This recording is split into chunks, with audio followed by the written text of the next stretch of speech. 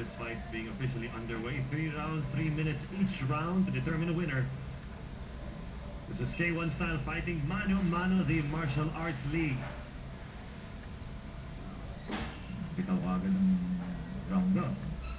Staying true to their styles. Ano, nakikita natin si Maestro opening up with kicks habang si Rolando Fritos with using the fist. Oh! Solid na knee kick yun, no?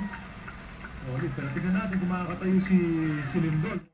Rolando Fritos sa space. Pero sinasabayan ni Rolando Fritos yung mga tuhod ni Billy Alumno. Nakita mo rin talaga po si Billy bihasa. Hindi talaga siya. Very serious. No? Ayun na naman. Knee kick na naman. Same kick. So dyan pa lang dapat nakikita mo na yung ano, kung ano yung weakness ng isang fighter, no? Nakakalusot sa depensa eh. Yanig. Medyo yanig ang mundo ni Rolando Lindol Fritos. We'll see kung itutuloy pa rin. Fritos cannot afford to fall down a third time dahil magiging TKO na yan. And alam naman ni Billy Alumno, naamoy na niya yung dugo. He is going on for the moving in for the kill. And there it is.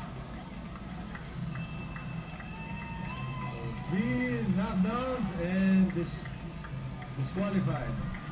Well, actually, I'm sorry, hindi naman disqualified, pero considered winner dito si Billy Maestro Alumno.